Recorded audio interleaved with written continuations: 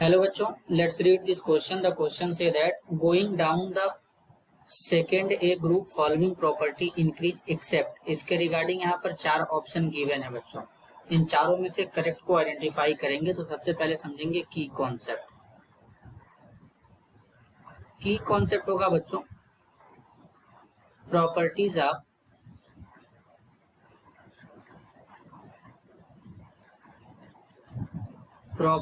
Of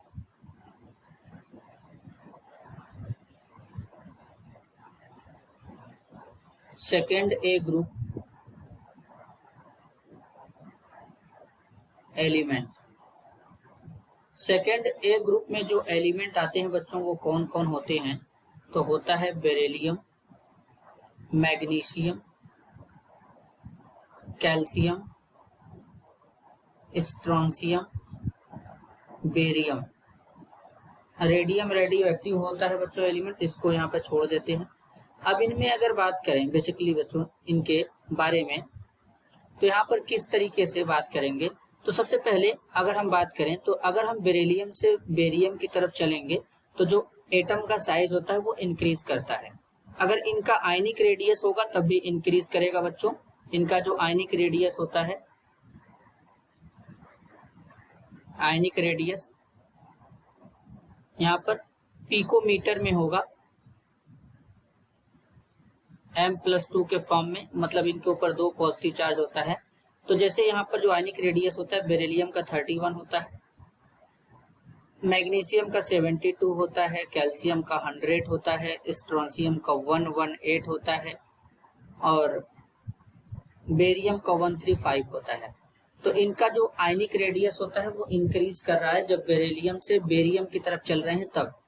तो अब यहाँ पर आयनिक रेडियस किसका ज्यादा होगा बच्चों? Ba+2 जो कैटायन है इसका साइज लार्ज होगा। अब अगर हम सल्फेट आयन जो होता है जिसके ऊपर दो नेगेटिव चार्ज होता है, इन दोनों को कनेक्ट करेंगे तो यहाँ पर क्या बनेगा बच्चों? इनको कनेक्ट करके यहाँ पर बन जाएगा BaSO4। अब बेरियम सल्फेट जो होता है इसका जो सॉल्युबिलिटी होता है, क्या होता है बच्चों? इसका सॉल्युबिलिटी ये वाटर इनसॉल्युबल होता है, वाटर इनसॉल्युबल होता है। तो मतलब अगर हम बेरिलियम सल्फेट लिखें और हम बेरियम सल्फेट लिखें तो सबका सल्फेट बना लेते हैं, जैसे कि मैग्नीशियम सल्फेट हो जाएगा, कैल्शियम सल्फेट हो जाएगा, स्ट्रोंशियम सल्फेट हो जाएगा, फिर बेरियम सल्फेट हो जाएगा। तो जब हम लोग बेरिलियम सल्फेट से बेरियम सल्फेट की तरफ चलेंगे तो सॉल्युबिलिटी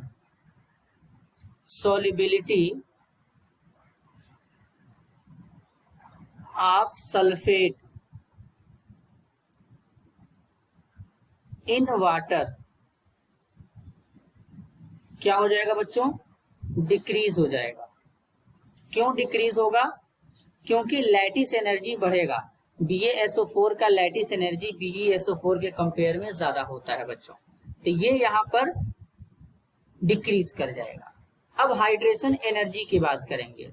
अब बेरिलियम आयन का जो साइज है वो स्मॉल होगा और बेरियम आयन का साइज लार्ज होगा। तो कैटायन का साइज जितना ज्यादा स्मॉल होता है, वाटर के मॉलिक्यूल उसको उतना ज्यादा क्या करते हैं बच्चों? सराउंड करते हैं। तो उस केस में हाइड्रेशन एनर्जी जो होता है वो क्या हो जाता है? इंक्रीज कर जाता है। जैसे अब बेरिलियम कैटायन है, इसका साइज स्मॉल है तो वाटर के मॉलिक्यूल इसके साथ ज्यादा इंटरेक्ट होंगे, इंटरेक्शन ज्यादा हो जाएगा। अब वाटर के मॉलिक्यूल जितना ज्यादा इंटरेक्ट होंगे एनर्जी उतना ज्यादा निकलेगा।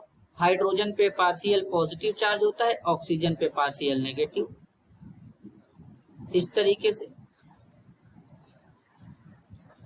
तो वाटर के मॉलिक्यूल यहाँ पे ज्यादा इंटरेक्ट हो रहे हैं। अब वाटर के मॉलिक्यूल ज्यादा इंटरेक्ट हो रहे हैं तो एनर्जी भी यहाँ पे ज्यादा निकलेगा। तो hydration energy beryllium ion plus जो होगा इसके केस में ज्यादा होगा, बेरियम आयन के कंपेयर में कम होगा। तो हाइड्रेशन एनर्जी क्या होगा? जब डाउन द ग्रुप चलेंगे तो क्या होगा बच्चों? यहाँ पर हाइड्रेशन एनर्जी जो होगा वो क्या करेगा? डिक्रीज करेगा। क्या करेगा बच्चों? डिक्रीज करेगा। अब थर्मल स्टेबिलिटी की बात करेंगे कार्बोनेट का। तो बेसिकली अगर हम इनके कार्बोनेट को बनाएंगे तो जैसे बेरिलियम कार्बोनेट है, मैग्नीशियम कार्बोनेट है, कैल्शियम कार्बोनेट है, स्ट्रोंशियम कार्बोनेट है, यहां पर इस तरीके से बनेगा स्ट्रोंशियम कार्बोनेट, बेरियम कार्बोनेट। तो अब जो कार्बोनेट होते हैं इनका जो थर्मल स्टेबिलिटी होता है वो इंक्रीज करता है। क्यों? ये थर्मली स्टेबल होते हैं क्योंकि यहाँ पर कैटायन और एनायन का साइज लार्ज है तो बॉन्डिंग इनके बीच में स्ट्रांग होगा।